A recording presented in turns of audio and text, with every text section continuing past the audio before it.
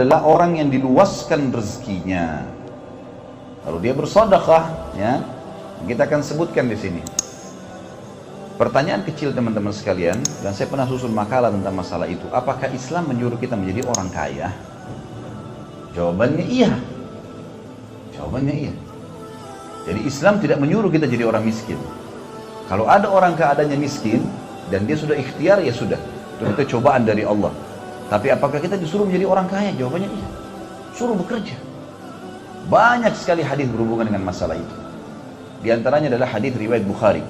Kata Nabi SAW, seseorang di antara kalian membawa potongan-potongan tali ke hutan, lalu dia mengambil ranting-ranting yang dia ikat, lalu dia pikul di pundaknya, dan dia jual di pasar, jauh lebih mulia daripada dia minta-minta sama orang lain. Berarti disuruh kerja, gitu kan? Gak boleh mengemis ini. Hadis yang kedua, kata Nabi SAW, siapa yang membuka pintu afaf, afaf itu kemuliaan. Kalau dia mau menerima sesuatu dari orang, dia berikan jasa, gitu kan? Kecuali Allah bukakan pintu kekayaan, dan siapa yang membuka pintu mengemis, maka Allah akan bukakan baginya pintu kemiskinan. Ini teman-teman bisa lihat di ceramah saya di YouTube, ada judulnya Saudaraku Nilai Rahasia Rezekimu. Panjang lebar saya jelaskan tentang masalah poin itu. Baik, kemudian hadis yang lain juga, kata Nabi SAW, ma naqasa malu min sadaqah, tidak akan berkurang harta seorang hamba karena sedekah. Artinya dia akan mendapatkan banyak sekali. Di sini motivasi untuk sedekah. Saya kasih contoh teman-teman. Saya sekarang kalau sholat ke masjid, saya dapat pahala kan? Karena saya sholat ya. Baik. Kalau saya ajak teman saya ajak Pak Widi, ayo kita sholat ke masjid yuk. Beliau ikut sama saya sholat sama-sama. Saya dapat pahala misalnya 10, Pak Widi dapat 10, tapi saya dikasih sama Allah nilai 10 pahalanya beliau karena saya yang ajak kan gitu. Sampai sini jelas ya? Baik. Sekarang, sadar atau tidak sadar teman-teman sekalian, pada saat saya sama Pak Widi lagi sholat di masjid, maka ada orang yang panen pahala kami semua. Ada imam, panen pahala makmumnya. Ada muadzin, panen pahala imam dan muadzin, dan makmum, imam dan makmum. Dan ada orang yang panen semuanya pahala, yaitu orang yang berinfak membangun masjid. Pakai harta bukan? Pakai harta. Kan gitu. Jihad di jalan Allah.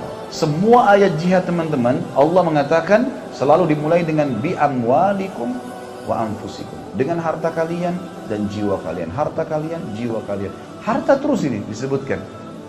Kan gitu. Sekarang saya haji dapat pahala. Baik, kalau saya punya kelebihan rezeki, saya hajikan orang, 10 orang.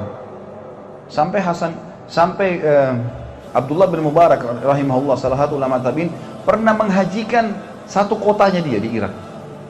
Karena kayanya dia, dihajikan semua orang. Dan saking yakinnya, sedekah menyebab datangnya rezeki dilakukan sama dia. Dan terbukti, makin banyak. Teman-teman mau dapat ikan paus pakai kapal tanker. Mau dapat ikan paus pakai kail, gak bakal dapat. Saya orang miskin lewat 1.000 rupiah, 2.000 rupiah, terus begitu. Tapi mau dapat ikan paus, mau kesehatan, mau kekuatan, mau keturunan, mau cerewet betul sama Allah gitu. Tapi pelitnya luar biasa kan. Mana bisa nyambung ini? Kan tidak mungkin. Keluarkan yang besar, Allah kasih yang besar. Dalam hadis Bukhari dikatakan Allah SWT berfirman, kata Nabi SAW, ya ibna Adam, anfik alik. Hai anak Adam, berinfak di dalamku, maka aku akan berinfak untukmu, kan gitu. Jadi fadilah banyak sekali. Bahkan Uthman bin Affan radhiyallahu anhu dijamin surga oleh Nabi SAW karena infaknya. Waktu mau terjadi perang Tabuk, kata Nabi SAW, Tabuk jauh. Tabuk jauh, musim panas, butuh tunggangan, tidak bisa orang jalan kaki. Harus semua pasukan pakai unta atau pakai kuda, gitu kan. Nabi SAW tahu, kurang ini, nggak ada apa-apa. Siapa yang mau berinfak di jalan Allah? Kita butuh tunggangan nih. Uthman bin Affan pikir sedikit pasukan. Beliau bawa 100 ekor kuda. Kalau kita sekarang ini 100 mobil tank. Kuda seperti mobil tank. Bawa 100 kuda dengan perbekalannya. Lengkap, mujahidnya tinggal naik ke atas. Pedangnya sudah ada, panahnya sudah ada, makanan sudah ada, sudah lengkap semua. Tinggal naik, jalan gitu kan. 100 ekor. Kata Uthman, ya Rasulullah ini. Kata Nabi SAW, bagus Uthman yang kau lakukan. Siapa lagi mau berinfak? Kata Nabi, masih butuh nih. Uthman bilang, ya Rasulullah, saya. Dibawa lagi 100 ekor kuda, lengkap dengan semua bekal-bekalnya. Ini ya Rasulullah. Kata Uthman pikir sudah cukup. Kata Nabi SAW, bagus yang kau kerjakan, hai Uthman. Siapa lagi mau berinfak? Masih kurang. Uthman bawa lagi 100 sampai 1000. 1000 ekor kuda ini itu kalau tidak salah jumlahnya 20-nya unta, 10 atau 20 ekor unta. Karena 100 yang terakhir kata Uthman, ya Rasulullah, kuda saya sudah habis. Tinggal saya lengkapkan 100-nya dengan 10 ekor unta. Kata Nabi SAW, bagus yang kau lakukan. Sudah selesai nih, ternyata 1000 kuda sudah cukup. Karena banyak sahabat-sahabat juga yang bawa kuda gitu kan. Kata Nabi SAW, siapa yang membebaskan sumur rumat, sumur pemanah gitu kan. Karena waktu itu ada sumur, lagi musim kemarau, dan punya Yahudi. Yahudi ini nggak mau kasih muslimin air. Akhirnya Utsman bin Affan datang mengatakan, hai Yahudi, berapa kau mau jual sumurmu ini? Dia sebutkan harga khayalan pada saat itu, 20.000 dinar emas. Kalau kita sekarang 6 miliar, sumur 6 miliar. Saya gali sumur di yayasan cuma 10 juta, sudah satu kampung bisa pakai gitu kan. Sumur 6 miliar dari mana? Tapi dia kaget, Utsman bilang, saya beli. Ini uangnya. Yahudi itu saking gembiranya dikasih Utsman sumur sama kebun kurmanya. Ambil sudah semua. Utsman bin Affan wakafin. Apa kata Nabi SAW? Tidak ada lagi yang bisa menghalangi Utsman masuk surga setelah apa yang dia buat hari ini. Infak. Itu harta membuat dia masuk surga, teman-teman sekalian. Berarti sekarang untuk mengadakan pahala salah satunya dengan ilmu, dengan harta, kan gitu. Berarti Islam suruh kita untuk itu, teman-teman sekalian. Kan itu. Kita buat lahan pekerjaan buat orang, ya kita berinfak, kita berikan nafkah kepada istri dan anak, kita memberikan kepada orang tua, segalanya pahala. Jadi ibadah kita ini banyak berhubungan dengan masalah harta. Oleh karena itu Islam menyuruh kita untuk menjadi orang yang mampu. Ada hadis yang lain juga riwayat Bukhari Muslim. Pernah teman-teman sekalian ada sahabat-sahabat miskin datang mengatakan, ya Rasulullah, ya, kami ini miskin dan kami dikalahkan amalnya dengan sahabat-sahabat kami yang kaya. Kami sholat, mereka sholat, kami puasa, mereka puasa. Tapi mereka punya kelebihan, mereka berinfak hartanya kepada kami. Kami nggak punya harta, nggak bisa ikutin ibadah itu, nggak ada. Pandukan kepada kami amalan yang kalau kami kerjakan, kami sama mereka pahalanya. Kata Nabi SAW, bacalah Subhanallah 33, Alhamdulillah, Allah Akbar 33. Dan ini termasuk juga boleh dibaca walaupun bukan habis sholat, gitu kan? Karena Nabi SAW pernah juga perintahkan Ali dan Fatimah radhiyallahu anhuma untuk membaca pada saat mereka sudah capek bekerja, untuk menghilangkan capeknya. Maka sahabat-sahabat miskin pulang amalin tuh, karena ternyata Subhanallah, Alhamdulillah, Allah Akbar 33 ini sama dengan orang-orang pahalanya berinfak, gitu kan? Rupanya mulut demi mulut orang kaya dengar, gitu. Mereka amalkan juga. Datang lagi orang-orang miskin, ya Rasulullah, yang kaya amalin lagi. Maksudnya mau amal apa lagi nih, gitu kan? Kata Nabi SAW, dzalika fadlullahi yu'tihi man yasha. Itu karunia Allah yang Allah berikan kepada siapa yang dia inginkan. Kan itu. Berarti saya tidak bisa lagi. Ya udah, itu kelebihan yang Allah kasih mereka. Resiko, gitu kan? Makanya kalian bekerja. Dan subhanallah, kata ulama, tidak ada orang yang memulai usahanya dengan modal yang benar, produk yang benar, sistem yang benar, kecuali Allah berkahi. Kalau ada masalah di usaha antum, perhatikan 3 hal ini, gitu kan? Modalnya, produknya, sistemnya halal, diberkahi. Tidak usah datangi orang-orang bodoh dan orang-orang tidak normal, ya.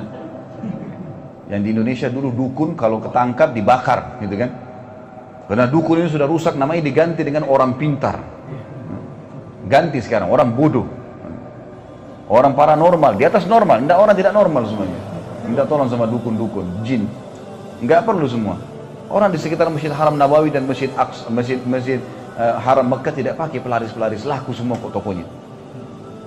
Kata kuncinya, modalnya halal, sistemnya halal, produknya halal. Tawakal kepada Allah sisanya, akan diberkahi. Innamal a'malu binniyat. Allah akan berikan itu.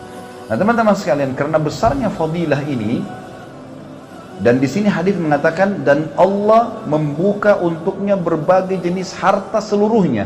Artinya bisa seseorang itu menguasai banyak bidang. Bisa dia buka usaha ini, usaha itu, bisa. Allah SWT tidak pernah batasi. Nggak dibilang orang muslim itu cuma punya harta sekian dinar, nah, bebas. Sampai Abdurrahman ibn Auf radhiyallahu anhu, pada saat beliau meninggal, itu waktu mau dibagi hartanya, emasnya karena sudah terlalu banyak di gudang, selain yang diinfak ini, dikeluarkan banyak, datang lagi terus Allah kasih. Itu dipukul sama kampak, dipecahin sama kampak, emas-emasnya itu, sampai yang mukul tuh tangannya memar, waktu mau dibagi-bagiin ke ahli warisnya. Itu pun masih ada lebih, diinfakkan lagi di jalan Allah, gitu kan. Jadi mereka memang kaya raya, tapi mereka lakukan itu. ya, dengan cara sedekah. Nah, di sini syaitan teman-teman sekalian mau merusak itu dengan niatnya diganggu. Kasih orang karena riya. Karena mau dipuji. Untuk apa dipuji sama orang ini? Gak usah dipuji teman-teman sekalian. Kasih, sudah tutup mata saja, selesai. Dan semua amal soleh yang pernah kita kerjakan, lupain sudah. Gak usah dikenang-kenang. Gak usah dikenang. Pernah infak, pernah sedekah, pernah haji, pernah umroh, udah selesai. Udah aman, ada sekretaris gak dibayar kiri kanan nih. Catat semua. Allah mengatakan dalam Al-Quran, A'udzubillahi minasyaitonirrajim, ma yalfidhu min qawlin illa ladaihi raqibun atid. Tidak ada satupun ya kalimat yang keluar dari seseorang kecuali pasti akan dicatat oleh malaikat. Tidak pernah tidur, malaikat nggak tidur, selalu ngawasin kita, gitu ya. Jadi harus difahami poin ini teman-teman sekalian. Sudah aman, amal-amal saleh yang kita kerjakan sudah aman. Tidak usah diceritakan, tutup mulutnya. Bukan berarti teman-teman kalau takut riya, kemudian kita itu sama sekali tidak jawab kalau orang tanya. Ini salah juga. Kalau kita mau ke masjid, ada orang tanya, mau kemana Pak? Salah. Oh, mau sholat ke masjid, nggak apa-apa. Kontrol diri bisa. Karena kadang-kadang memang harus kita jawab, kan nggak mungkin. Iya kan? Atau kita mau berinfak di depan umum, ada orang miskin lagi minta, akhirnya kita nggak kasih gara-gara takut riya. Ini riya sendiri nih, nggak boleh. Orang minta depan kita kasih. Lalu bagaimana caranya? Kontrol. Karena riya pasti terlintas dalam kehidupan seseorang di antara kita, gitu kan? Tinggal dia mengiyakan atau tidak. Kalau dia iyakan, masalah buat dia. Kalau dia tidak iyakan, seperti orang yang sedang tawarkan produk, kita lagi di mobil lampu merah, tawarin produk kita, kalau nggak buka kaca selesai. Itu orang di sebelah kamu, setan bisikin begini, kita tetap baca, konsentrasi, nggak ada masalah. Kalau kita terbawa dengan arus itu, nah baru kita riya. Ya, jelas.